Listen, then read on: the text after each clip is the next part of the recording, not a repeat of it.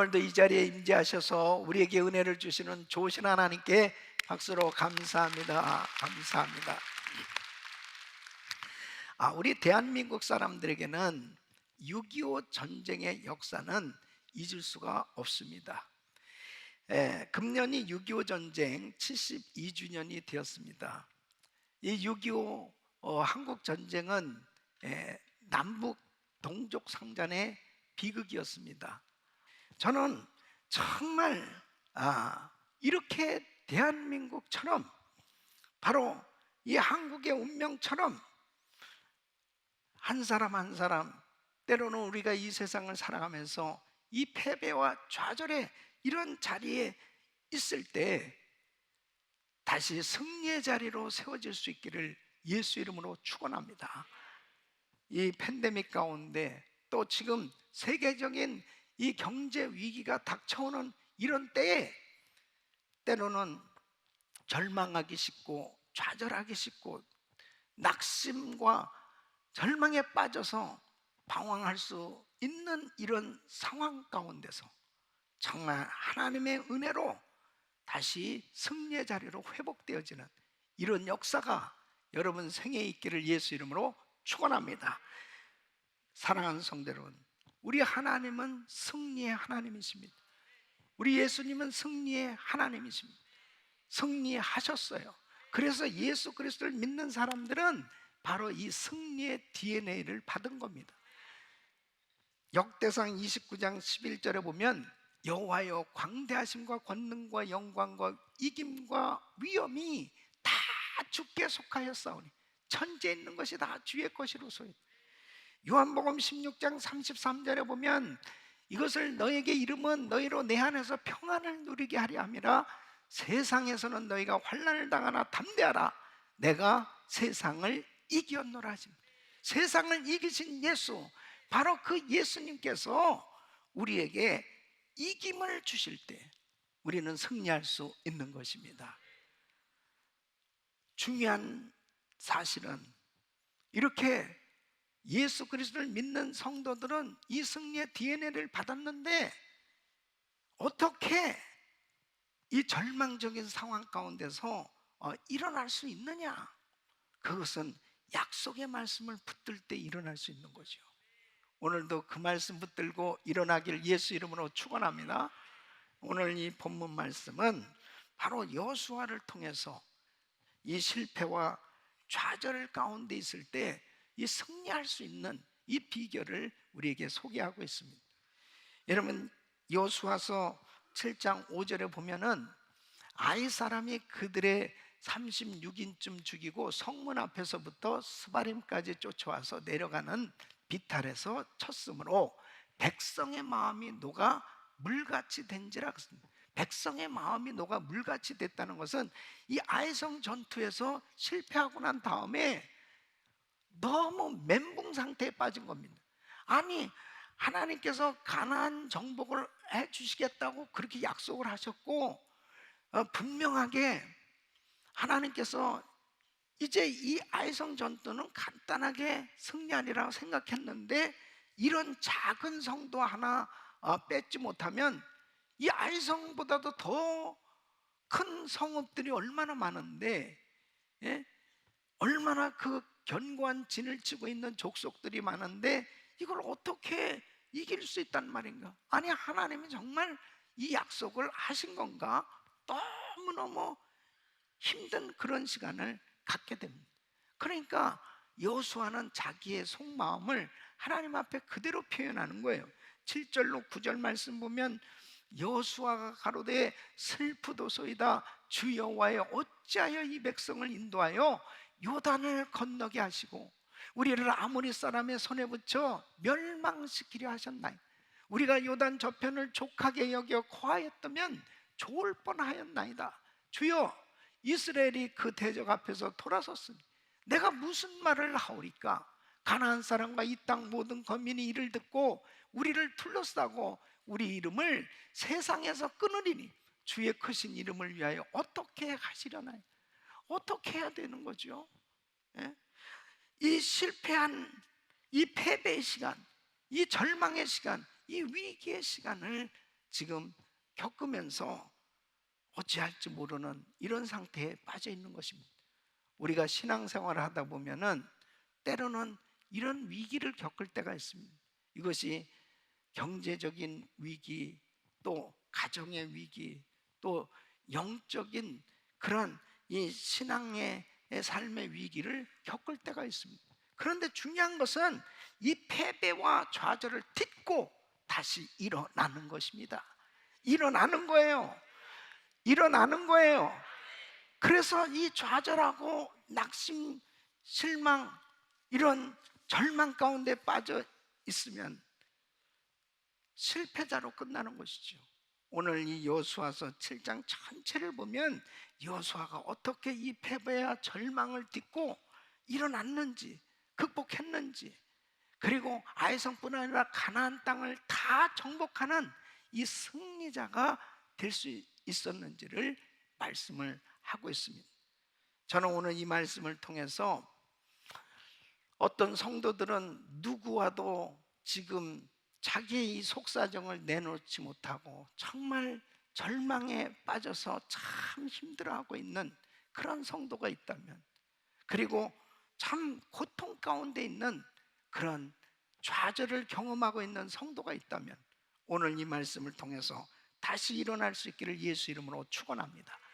그리고 어떠한 어려움을 겪는다 하더라도 우리는 승리의 DNA를 받은 사람으로 주님과 함께 주님의 은혜 가운데 다시 일어날 수 있음을 확신하고 꼭 승리하시길 예수 이름으로 축원합니다. 어떻게 승리자가 될 수 있냐? 첫째는 이 여호수아는 패배의 절망의 시간에 하나님 앞에 자신을 낮추었습니다. 자, 아이성 전투에서 패배했어요. 그랬을 때 이 여호수아가 사람들과 함께 모여서 전쟁의 패배를 분석하고 앉아 있지 않았습니다. 그는 또 이 패배한 것에 대해서 너무 수치스러워서, 너무 실망해서, 좌절해서, 우울증에 걸려서 고통 가운데 그렇게 있지 않았어요. 이런 고통을 가지고 바로 성막 앞에 하나님의 법궤, 하나님의 임재를 상징하는 이 하나님의 법궤 앞에 나와서 엎드린 것입니다.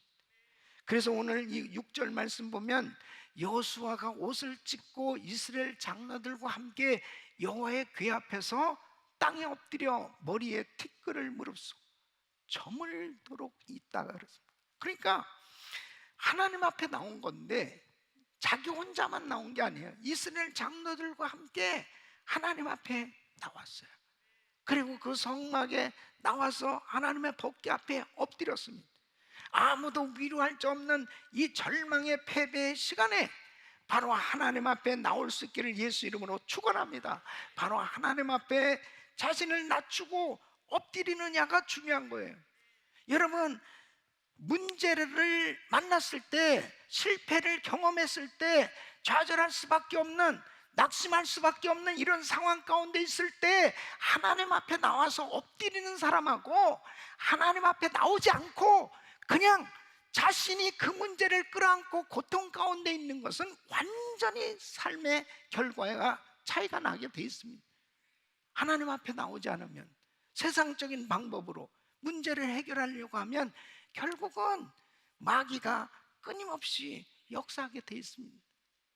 그러니까 술에 손을 대는 거예요. 마약에 손을 대는 거예요. 끊임없이 세상적인 것으로 스트레스를 풀어보려고 하는 거예요.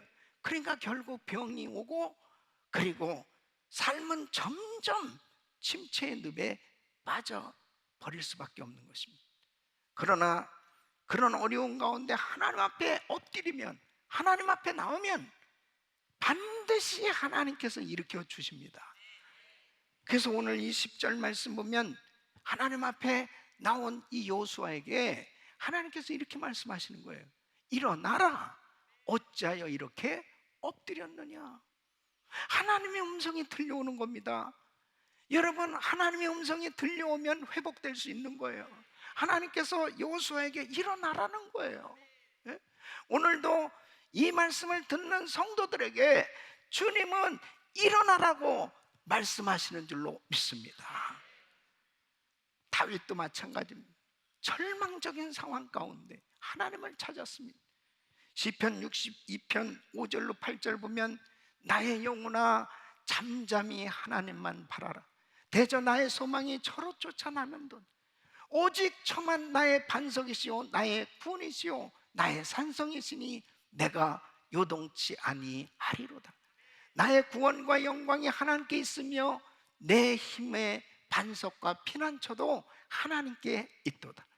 백성들아 시시로 저를 의지하고 그 앞에 마음을 두어라. 하나님은 우리의 피난처시로다. 여러분, 찬송가 거친 세상에서 실패하거든 라는 찬송가를 작사 작곡한 이 벨러스 맥키니, 이분은 목사님입니다. 이분이 어느 모임에 참석했어요. 거기서 어느 강사님이 설교를 하는데 그 설교 제목이 못 박힌 손이었습니다. 그러면 이 설교를 끝내고 난 다음에 이분이 이렇게 사람들을 향해서 구원 초청합니다. 당신 마음속에 주님을 모시기 원하십니까? 그렇다면 이 앞으로 나오십시오. 이 앞으로 나와서 당신의 손으로 예수님의 못자국 난 그 손목을, 그 못자국 난 곳을 만져보십시오. 바로 그 손의 못자국을 한번 만져보세요. 그러면 그 주님이 당신을 붙들어 주실 것입니다. 그 메시지를 듣는데 강하게 이 마음에 도전으로 왔다는 거예요. 그리고 이제 집으로 돌아오는데 갑자기 폭풍우가 쏟아지는데 뭐 정말 무서움을, 두려움을 느낄 만큼 그런 폭우가 쏟아지는데 그 말씀이 생각이 되면서 저절로 기도가 되더라는 거죠. 주님의 그 못자국 난 손, 그 주님이 그 손으로 나를 붙들어 주시면 내 인생에 이렇게 폭우가 쏟아지는 것 같은 그런 어려움이 닥쳐온다 하더라도 나는 승리할 수 있다. 그렇게 기도하면서 무사히 집에 도착하게 됐는데, 그러면서 시를 쓰게 됐답니다. 처음에 이런 내용으로 썼답니다. 폭풍우 몰아치는 삶에서 계획이 실패했는가? 너의 손으로 그분의 못자국 만져라. 삶의 고통과 갈등으로 지치고 피곤한가? 너의 손으로 그분의 손을 만져라. 그러면서 이렇게 거친 세상에서 실패하거든 그 손 못자국 만져라. 고된 일 하다가 힘을 얻으리 그 손 못자국 만져라. 그 손 못자국 만져라. 그 손 못자국 만져라. 주가 널 지키며 인도하시리.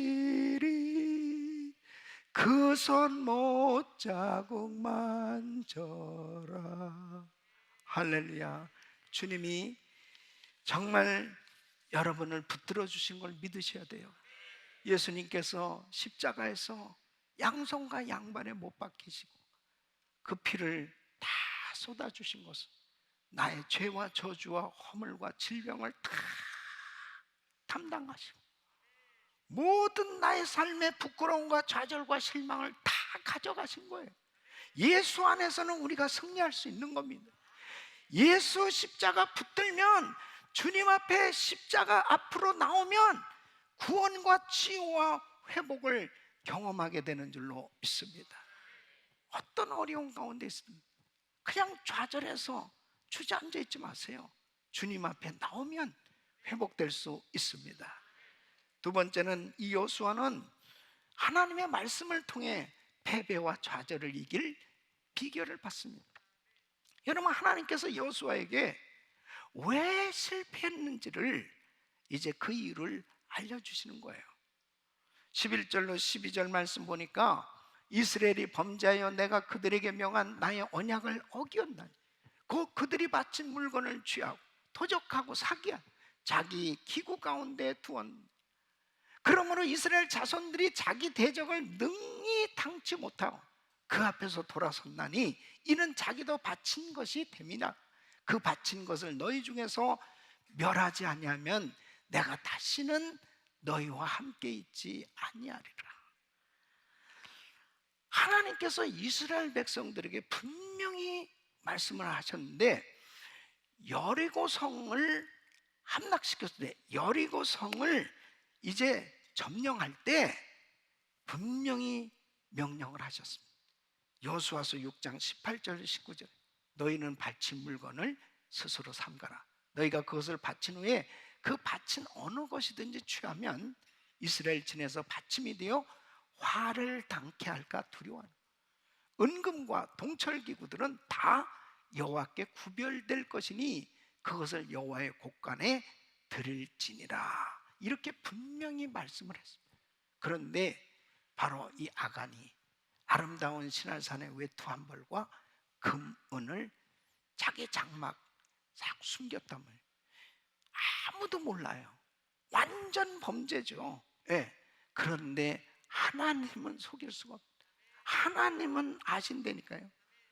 그러니까 바로 그 실패한 이유를 여호수아에게 알려주신 겁니다. 여러분, 하나님 앞에 나와야 하나님이 알려주신다니까. 예?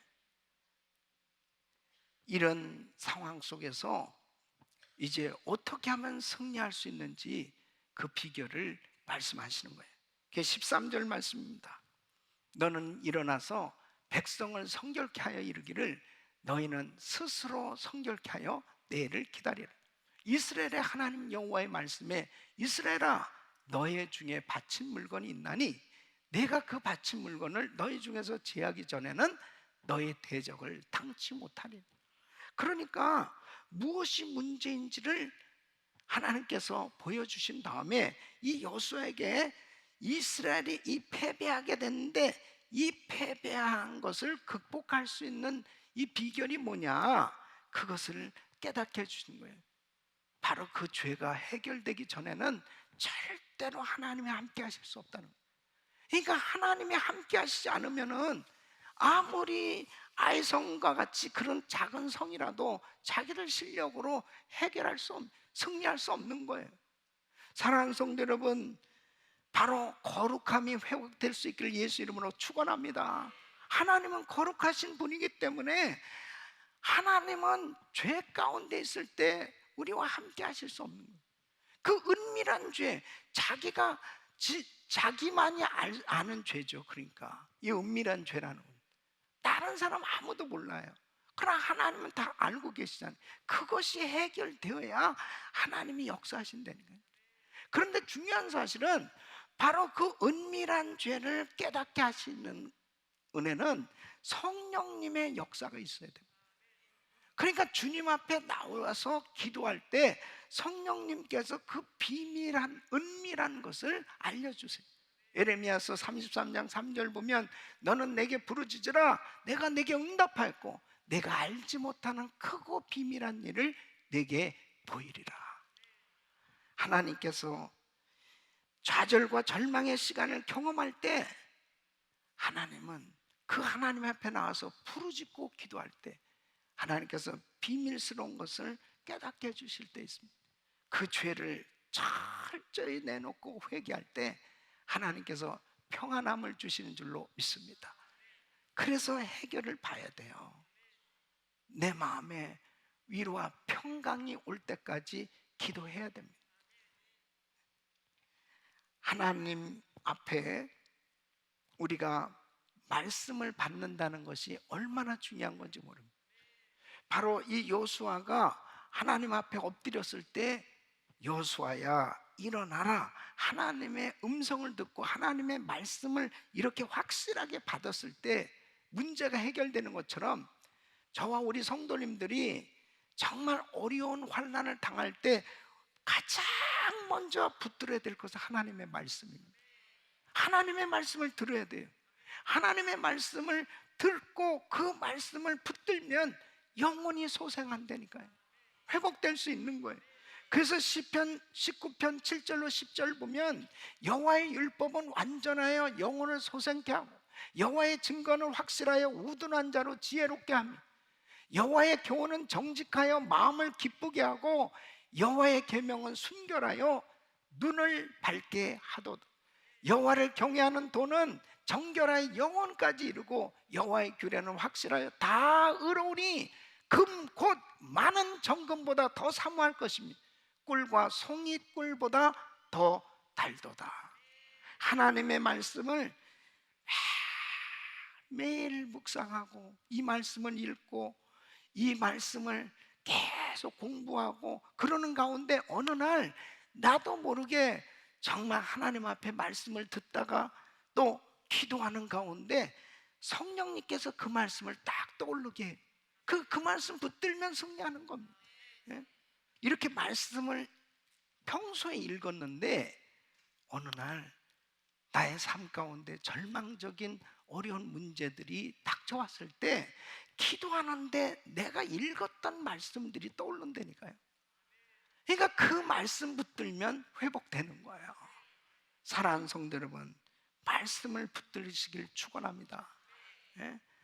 여러분, 사도 바울도 마찬가지예요. 그렇게 복음을 위해서 헌신했음에도 불구하고 그에게는 육체에 가시가 있었습니다. 그 질병이 있었습니다. 그 질병을 고쳐달라고 기도까지 했습니다. 그러나 하나님이 그에게 깨닫게 해주시는 그런 은혜가 있습니다. 그게 비밀이었습니다. 그 하나님의 비밀이 뭐냐면 너 교만해지지 않도록, 너 자고해지지 않도록 그 약한 데서 하나님의 강한 능력이 머물도록 하기 위해서 바로 그 연약한 환경 가운데 하나님을 의지할 수 있도록 그렇게 질병도 허락해 주셨다는 사실을 깨닫게 되었을 때 오히려 사도 바울은 그 불편한 이 병든 몸을 가지고 끝까지 하나님을 원망하지 않고 오히려 기쁨으로 날마다 감사하면서 하나님 일을 하며 승리한 줄로 믿습니다. 하나님의 비밀을 깨달아야 됩니다. 이것은 하나님의 말씀을 붙들었을 때, 주의 음성을 들었을 때 바로 그 마음에 평강이 와요. 그리고 승리하게 되는 줄로 믿습니다. 세 번째는 여호수아는 순종함으로 이스라엘의 거룩함과 승리를 회복할 수 있었습니다. 여호수아는 온 이스라엘 백성들을 불렀습니다. 그리고 제비뽑기 방법을 통해서 이제 그들 중에서 하나님이 지금 말씀하신 그 죄를 지은 사람이 누군지를 찾아내게 됩니다. 이 12지파 가운데 뽑힌 사람이 바로 아간이었습니다. 아간은 순순히 자백하지 않을 수 없었죠. 너무 놀라운 하나님의 역사였습니다. 이제 이 아간과 그 가족들을 어떻게 해야 될 것인가? 여호수아서 7장 24절 26절에 이렇게 합니다. 여호수아가 이스라엘 모든 사람으로 더불어 셀의 아들 아간을 잡고 그 은과 외투와 금덩이와 그 아들들과 딸들과 소들과 나귀들과 양들과 장막과 무릇 그에게 속한 모든 것을 이끌고 아골 골짜기로 가서 여호수아에게 가로되 내가 어찌하여 우리를 괴롭게 하였느냐?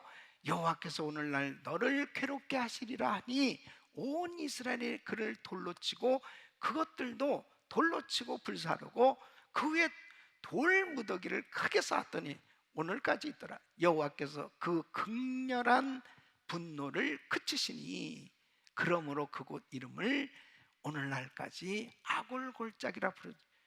그래서 그 죄를 깨끗하게 처리했더니 그 여호수아가 하나님 말씀에 순종해서 철저히 죄를 해결했더니 하나님의 회복의 역사가 일어난 것을 말씀하고 있습니다.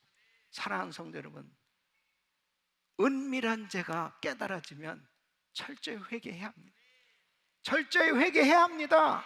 이 죄를 치워버리지 않으면 내 인간적인 생각으로 사람들 만나서 돈 빌리러 다니고 인간적인 생각으로 이것저것 해결해 보려고 막 몸부림치고 애를 쓰면 쓸수록 전혀 해결되는 것이 하나도 없고 계속 상처받고 절망하고 좌절하고 낙심할 수밖에 없고, 나의 삶 가운데 어려운 문제가 생겼을 때 내 힘으로 해결해 보려고 이 방법 저 방법 사용하는 동안에는 하나님께서 전혀 일하시지 않았어요. 주님이 역사해 주시지 않으면 아무런 소용이 없는 것입니다. 하나님의 말씀에 순종해서 뭐가 잘못됐는지를 깨닫고 철저히 하나님 앞에 회개하고 죄를 치워버리는 그 순간에 하나님은 기적적인 방법으로 해결해 주실 것입니다. 회복시켜 주실 것입니다. 역사해 주실 것입니다. 바로 여호수아는 이 패배를 통해서 경험한 것이 뭐냐면, 아하, 하나님이 해주셔야 되는구나. 그걸 깨달은 거예요. 아무리 작은 아이성이라 하더라도 내 힘으로는 안 되는 거구나. 내 지혜로, 내 실력으로 안 되는 거구나. 하나님이 도와주셔야 되는구나. 이것을 여호수아는 깨달은 거예요. 그리고 하나님의 음성에 귀를 기울이고 바로 주님 앞에 철저히 죄 문제를 해결할 때 우리 주님이 거룩함을 회복할 수 있도록 은혜를 주시고 승리하게 해주신 줄로 믿습니다. 그리스도 예수 안에 우리가 거할 때 승리할 수 있다는 사실을 믿으셔야 됩니다. 빌립보서 4장 13절 보면 내게 능력 주신 자 안에서 내가 모든 것을 할 수 있느니라. 내게 능력 주신 자 안에서 내가 모든 것을 할 수 있느니라. 내게 능력 주신 자 안에서 내가 모든 것을 할 수 있느니라. 내게 능력 주신 자 안에서 내가 모든 것을 할 수 있느니라.